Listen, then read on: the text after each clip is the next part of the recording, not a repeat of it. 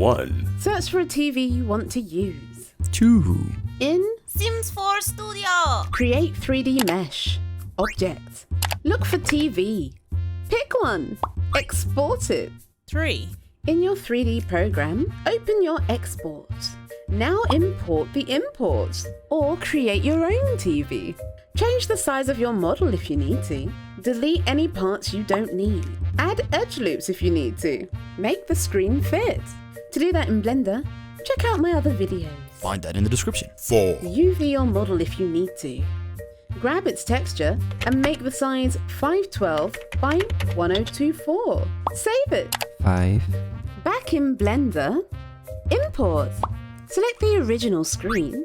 Press Tab, A, X, vertices. Select your screen mesh. Shift select the original. Join them. Do the same to the TV shell. Save it. Re-import on every LOD.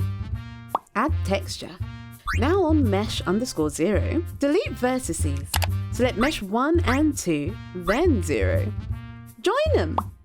Cut equals 0. Save it. Import on every shadow LOD.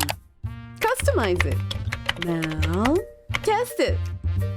Gotta catch 'em all. What kind of TV are you gonna make?